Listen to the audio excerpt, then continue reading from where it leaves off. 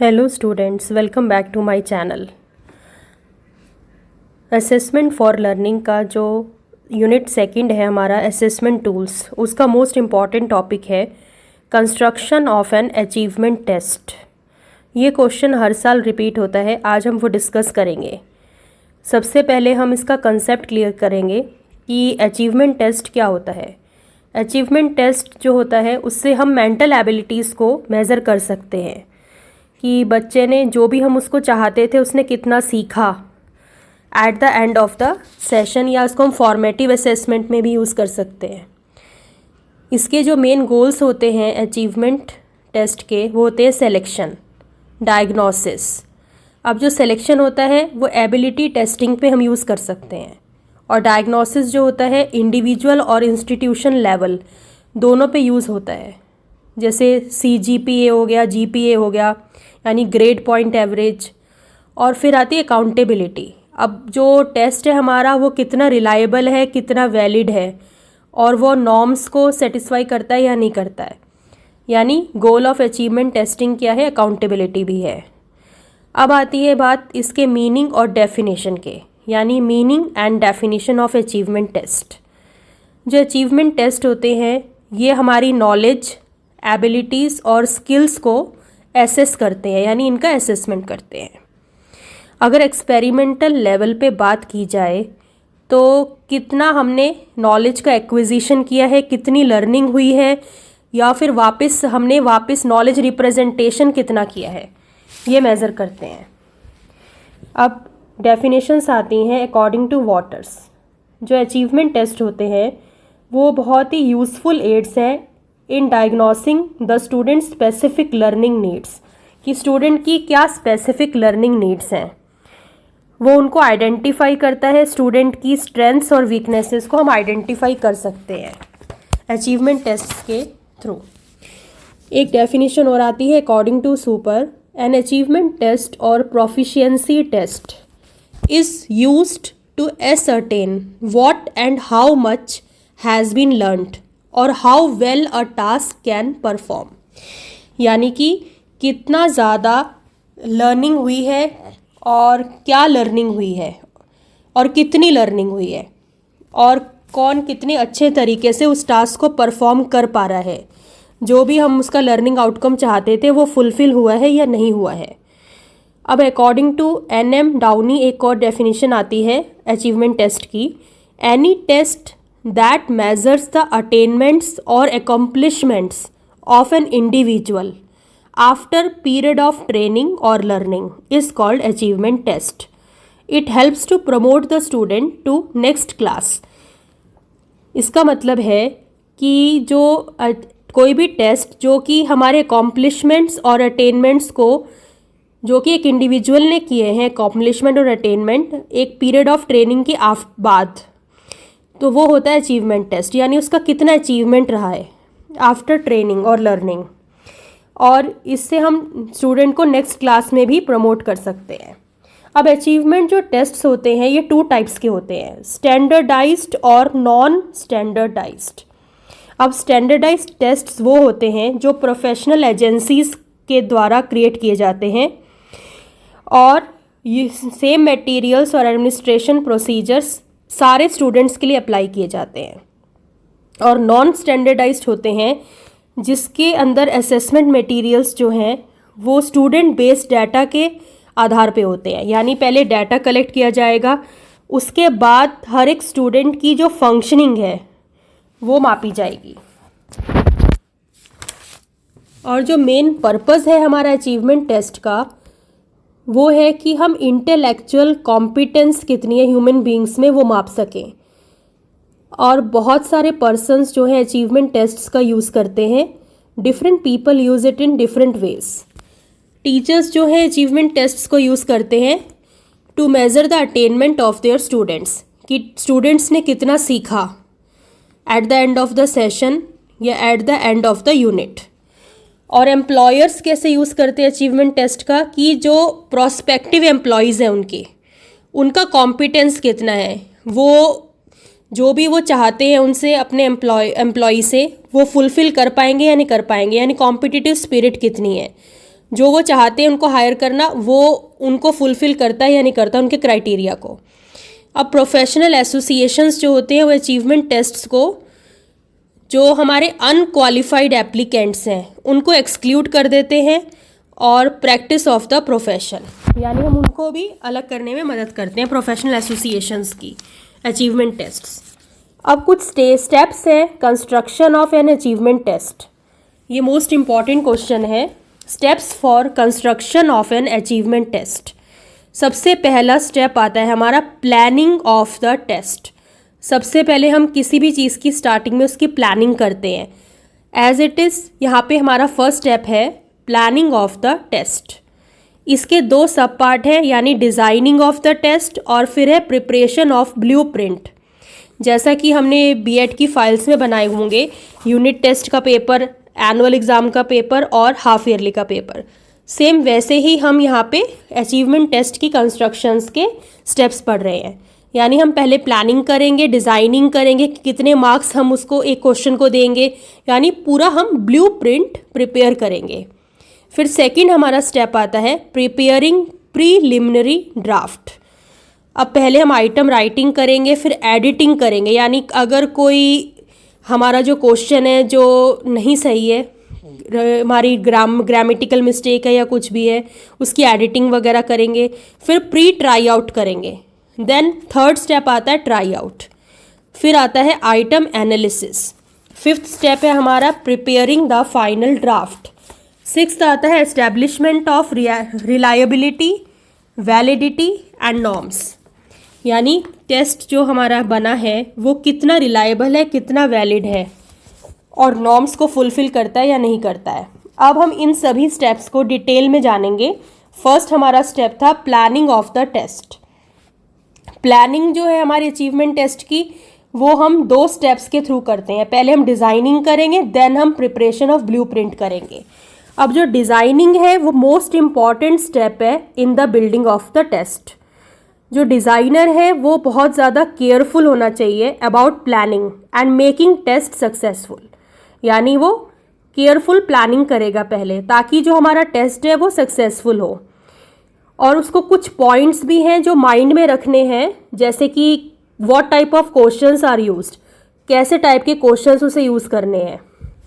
और उसको मतलब पहले वेटेज भी डिसाइड करनी पड़ेगी। He has to decide weightage for different objectives and units in the course, कि जो भी यूनिट्स हमारे कोर्स में गिवन है उसको हर एक यूनिट को वो कितना वेटेज देगा अपने अचीवमेंट टेस्ट में। अब ये जो सारे पॉइंट्स हैं ये हमें सिस्टमैटिकली डिज़ाइन करने हैं। सबसे पहला इसमें आता है आइडेंटिफिकेशन ऑफ ऑब्जेक्टिव्स, कि हमारा ऑब्जेक्टिव क्या है उसको आइडेंटिफाई करेंगे। फिर हमारा आता है मेजरमेंट ऑफ कंटेंट, यानी आइडेंटिफिकेशन ऑफ ऑब्जेक्टिव्स की अगर बात करें, यानी कि हमने एक यूनिट का टेस्ट ले रहे हैं या 2 यूनिट्स का ले रहे हैं, यानी कि हम फॉर्मेटिव असेसमेंट कर रहे हैं या at the end of the year ले रहे हैं, यानी कि हम समेटिव असेसमेंट कर रहे हैं। तो यानी कि ऑब्जेक्टिव उसी के हिसाब से होगा हमारा। फिर सेकंड स्टेप आता है मेजरमेंट ऑफ कंटेंट। अब हमारा जो कंटेंट है वो कितना है और हम उसको कितने पार्ट्स में डिवाइड कर सकते हैं। और फिर आता है third step allotment of time. अब टाइम कितना हम देंगे एक क्वेश्चन को। और फिर आते हैं अलॉटमेंट ऑफ मार्क्स, और कितने मार्क्स हम असाइन करेंगे एक क्वेश्चन को। फिर आता है इंक्लूड मल्टीपल चॉइस क्वेश्चंस, यानी MCQs हम उसमें डालेंगे ही। फिर आता है emphasis on each subject and area of question, यानी हर एक सब्जेक्ट और हर एक एरिया ऑफ क्वेश्चन को हम इसमें डालेंगे। फिर आता है second step preparation of blueprint. जो फर्स्ट स्टेप जो था हमारा प्लानिंग ऑफ द टेस्ट, उसी का सब पार्ट है सेकंड, प्रिपरेशन ऑफ ब्लूप्रिंट। अब ये लास्ट स्टेप होता है stage of planning of the test, यानी प्लानिंग का ये लास्ट स्टेज है, प्रिपरेशन ऑफ ब्लूप्रिंट। सब कुछ हमने डिसाइड कर लिया, हमने वेटेज दे दिया, हमने अलॉटमेंट ऑफ टाइम कर दिया, मेजरमेंट ऑफ कंटेंट कर लिया, आइडेंटिफिकेशन ऑफ ऑब्जेक्टिव्स कर लिया और मल्टीपल चॉइस क्वेश्चंस भी डाल दिए। हर एक ईच सब्जेक्ट पे हमने एम्फेसाइज कर लिया, एरिया ऑफ क्वेश्चन पे एम्फेसाइज कर लिया। अब उसके बाद हम ब्लूप्रिंट तैयार कर देंगे, यानी इसमें हम सब कुछ डाल देंगे। अब वो ये जो भी चीज़ें उसने पहले डिसाइड की थी फर्स्ट स्टेप में, जो हमारा फर्स्ट स्टेप था डिज़ाइनिंग ऑफ टेस्ट, उसके बाद हमने ब्लूप्रिंट बना लेंगे उसी के अकॉर्डिंग। फिर सेकंड जो स्टेप आता है for construction of an achievement test, वो आता है प्रिपेयरिंग प्रीलिमिनरी ड्राफ्ट। अब इसके अंदर भी 3 सब स्टेप्स थे, आइटम राइटिंग, आइटम एडिटिंग और प्री ट्राई आउट। अब इनको 1 बाय 1 हम डिस्कस करेंगे। सबसे फर्स्ट इसमें आता है आइटम राइटिंग। अब ये मोस्ट इम्पॉर्टेंट स्टेप है जो कि प्रीलिमिनरी ड्राफ्ट का स्टेप है। इसमें ब्लूप्रिंट जो है हम उसको एज अ गाइड यूज़ करेंगे इन राइटिंग द ड्राफ्ट। जो टेस्ट कंडक्टर है उसको बहुत सारे पॉइंट्स अपने माइंड में रखने हैं बिफोर राइटिंग द आइटम्स। यानी फर्स्ट स्टेप क्या उसको माइंड में रखना है, each item contains single idea. यानी जो भी हमारा आइटम है या क्वेश्चन है वो एक सिंगल आइडिया को ही रिप्रेजेंट करे। ये नहीं कि हम एक साथ बहुत सारे क्वेश्चन से एक ही क्वेश्चन में पूछ रहे हैं, बच्चे को भी कन्फ्यूजन होगी और वो अटेम्प्ट नहीं कर पाएगा। और जो क्वेश्चन है वो it should be clear, question हमेशा क्लियर होने चाहिए कि क्या पूछा जा रहा है। और simple and easy to understand, यानी हमें बहुत ही सिंपल लैंग्वेज यूज़ करनी है। और double barrelled questions should be avoided, मतलब ऐसे क्वेश्चंस हमें अवॉइड करने हैं जिनके 2-2 मतलब निकलते हों। अब arrangement of items should be from simple to complex. जैसे हमारे ही बीएड की पेपर की बात करें, सबसे पहले सेक्शन में हमारे वेरी शॉर्ट क्वेश्चंस आते हैं, देन शॉर्ट क्वेश्चंस आते हैं, देन लॉन्ग क्वेश्चंस आते हैं। यानी उसका ब्लूप्रिंट इस तरह से डिज़ाइन किया जाता है। और इस बार तो आपका पेपर 1.5 घंटे का ही है और आपको टाइम मैनेजमेंट करके चलना होगा। तो अरेंजमेंट ऑफ आइटम्स जो होते हैं हमारे सिंपल टू कॉम्प्लेक्स होने चाहिए। अब सब्जेक्टिव जो क्वेश्चंस हैं उनको भी हमें अवॉइड करना है। फिर सेकंड आता है स्टेप आइटम एडिटिंग। ये प्रिलिमिनरी ड्राफ्ट का ही सेकंड स्टेप है। अब इसके अंदर हमने जो पेपर बनाया है अब हम उसको रिव्यू के लिए भेजेंगे लैंग्वेज टीचर के पास, यानी एक्सपर्ट्स के पास भेजेंगे। और जो लैंग्वेज टीचर है वो चेक करेगा if there are any errors in the language और डिफेक्ट इन वर्ड्स, यानी कोई एरर या डिफेक्ट तो नहीं किसी वर्ड में। अब उस डिफेक्ट को वो रिमूव कर देंगे और फिर उसको वापस से सबमिट कर देंगे टू द एक्सपर्ट्स। अब जो एक्सपर्ट है वो चेक करेंगे कि लेवल ऑफ अचीवमेंट आइटम्स जो हैं वो अकॉर्डिंग टू द नॉर्म्स है या नहीं है। फिर आता है आपका प्री ट्राई आउट। अब जो ड्राफ्ट है उसको मॉडिफाई कर देंगे, क्योंकि हमने आइटम एडिटिंग की है उसके बाद मॉडिफिकेशन होगा। यानी जितनी शॉर्ट कमिंग्स थी, जितनी लिमिटेशंस थी प्रीलिमिनरी ड्राफ्ट में, वो सभी हट जाएंगी। यानी अब जो कंस्ट्रक्टर है इस स्टेज पे कॉन्फिडेंट है for the usability of test, यानी यूज़ करने लायक बन चुका है हमारा अचीवमेंट टेस्ट। फिर थर्ड स्टेप आता है ट्राई आउट। अब हम इसको ट्राई आउट करके देखेंगे, यानी proper operating of test items and to remove shortcomings. It is essential to have try out of items. और ट्राई आउट का क्या है रीज़न कि इससे हम प्रेडिक्ट कर सकते हैं कि जो एक्चुअल प्रैक्टिस में ये स्टूडेंट्स अटेम्प्ट कर पाएंगे या नहीं कर पाएंगे।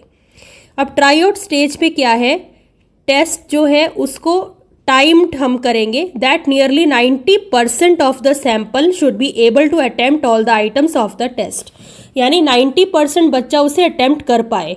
और जो टेस्ट शीट्स हैं और जो आंसर शीट्स हैं वो एक साथ हम कलेक्ट करेंगे और आंसर शीट्स को हम फॉर स्कोरिंग यूज़ करेंगे और स्कोरिंग कीज़ के थ्रू हम इसे यूज़ करेंगे, यानी कि स्कोरिंग कीज़ बनाएंगे और उसके थ्रू उसका असेसमेंट करेंगे। अब जब हम इसको ट्राई आउट करते हैं तो हमें कुछ पॉइंट्स को माइंड में रखना है, यानी प्रॉपर सिटिंग अरेंजमेंट्स करने हैं और time of administrating the test करना है और कितना टाइम हम उसमें अलॉट कर रहे हैं, यानी total time required for the test कि कितना टाइम रिक्वायर है। अब मान लो हमने 1.5 घंटे का पेपर बनाया है, लेकिन जो पेपर हमने बना दिया है वो हमने 3 घंटे के हिसाब से बना दिया है, यानी बिल्कुल एक्यूरेट है या नहीं है ये बात प्री ट्राई आउट में हमारी क्लियर हो जाएगी। ट्राई आउट में proper motivation with the pupil, यानी कि मोटिवेशन भी मिलेगा उससे। फिर आता है fourth step of construction of an achievement test का आइटम एनालिसिस। अब हमने ट्राई आउट भी कर लिया, सब कुछ कर लिया। अब उसके बाद क्या आता है, in this stage item analysis की स्टेज में क्या होगा, जो कंस्ट्रक्टर होगा वो एग्जामिनिंग करेगा रिस्पॉन्सेज ऑफ रिस्पोंडेंट्स। अब बच्चों ने एक बार एग्ज़ाम अटेम्प्ट कर लिया है, जो हमारे गिनी पिग्स थे यानी जिन पे हमने ट्राई आउट किया था। अब उनके हम रिस्पॉन्सेस को लेंगे कि जो ईच टेस्ट आइटम था उसके हिसाब से उन्होंने क्या रिस्पॉन्स दिए हैं। अब एक स्टैटिस्टिकल प्रोसीजर है जिसके थ्रू हम एप्रोप्रिएट आइटम्स को सेलेक्ट कर सकते हैं फाइनल ड्राफ्टिंग में, और जो पुअर आइटम्स हैं जो नहीं हो पाए अटेम्प्ट उनको हम रिजेक्ट कर देंगे, उसे हटा देंगे। यानी आइटम एनालिसिस जो है एक ऐसा एनालिसिस है जिसमें रिस्पॉन्सेज जो है वो टीचर मेड टेस्ट्स के होते हैं by the प्यूपिल in the class, क्योंकि ट्राई आउट तो प्यूपिल्स ने किया था। अब फिर आता है फिफ्थ स्टेप, फाइनल ड्राफ्ट। अब जो फाइनल ड्राफ्टिंग है वो बहुत ही हमारी अरेंजमेंट में आ जाएगी, यानी कि बिल्कुल अब सही तरीके से हमारी फाइनल ड्राफ्टिंग आ गई है, क्योंकि हमने आइटम एनालिसिस भी कर लिया, उससे पहले ट्राई आउट भी कर लिया, उससे पहले हमने आइटम एडिटिंग भी कर ली थी, आइटम राइटिंग भी होगी, प्रिपरेशन ऑफ ब्लूप्रिंट भी हो गया, और हमारा डिज़ाइनिंग ऑफ टेस्ट भी हो गया, यानी प्लानिंग ऑफ द टेस्ट भी हमारा हो चुका है। अब फाइनल ड्राफ्टिंग की बारी है। अब जो फाइनल ड्राफ्टिंग है वो हमारी इजी और एवरेज और डिफ़िकल्ट इस वे में होगी। उसके बाद हम जो हमारे ये इजी, एवरेज एंड डिफ़िकल्ट जो हम रख रहे हैं, इसमें स्टूडेंट्स बार बार इसके गो थ्रू होंगे और हम अरेंजमेंट कर पाएंगे, यानी अरेंज कर पाएंगे प्रॉपरली इस टेस्ट का, अचीवमेंट टेस्ट की ड्राफ्टिंग कर पाएंगे। यानी हमारे जो प्रिंसिपल्स हैं वो क्लियर हैं और आइडेंटिटी ऑफ टेस्ट जो है वो हमारे सामने है। अब आता है sixth point, establishment of reliability, validity and norms. अब जो रिलायबिलिटी है यानी कि जो भी हमने ऑब्जेक्टिव्स बनाए थे उनको फुलफिल करता है या नहीं करता, जो हमारा टेस्ट बना है वो कितना रिलायबल है। अब उसकी वैलिडिटी कितनी है, यानी कि जो भी हम लर्निंग आउटकम्स चाहते थे वो फुलफिल हुई हैं या नहीं हुई हैं। यानी जो भी हम बहुत सारे स्टूडेंट्स के साथ अगर वो अचीवमेंट टेस्ट उनको देंगे तो बहुत सारे स्टूडेंट्स का सेम ही रिजल्ट आना चाहिए, उससे पता चलेगा कि हमारी वैलिडिटी है या नहीं इस टेस्ट की। और नॉर्म्स जो हैं उनको वो केटर करता है या नहीं करता है। यानी कि हमने गुड आइटम्स का सिलेक्शन किया है और फाइनल ड्राफ्ट हमने ऐसे प्रिपेयर किया है कि जो फाइनल स्टेप है हमारा एस्टैब्लिशमेंट ऑफ रिलायबिलिटी, वैलिडिटी और नॉर्म्स तक हम पहुंच गए हैं। और हमने मतलब लार्जर सैंपल जो है वो हमने ट्राई आउट कर लिया है। अब रिलायबिलिटी जो होती है उसके अंदर क्या होता है कि जो भी टेस्ट हम मेज़र कर रहे हैं, जो भी चीज़ मेज़र कर रहे हैं वो उस चीज़ के लिए रिलायबल है या नहीं है। अब बहुत सारे मेथड्स हैं रिलायबिलिटी को कंप्यूट करने के लिए, और जो भी मेथड एप्रोप्रिएट है for computing reliability of an achievement test वो होता है स्प्लिट हाफ मेथड, यानी हम उसको आधा कर देंगे और फिर देखेंगे कि सभी के सेम रिजल्ट हैं या नहीं है। फिर आता है आपका वैलिडिटी। अब ये कितना वैलिड है, अब ये मोस्ट इम्पॉर्टेंट एस्पेक्ट है अचीवमेंट टेस्ट की, वैलिडिटी का। कि वैलिडिटी क्या होती है, उसकी डिग्री जितना कि वो कैपेबल है for measuring achievements and it is design to do so. जिसके लिए डिज़ाइन किया गया था उसके नॉर्म्स को, उसकी मतलब कितना वैलिड है, उसकी चीज़ों को वो फुलफ़िल कर रहा है या नहीं कर रहा। अब ये हाईली रिलायबल है।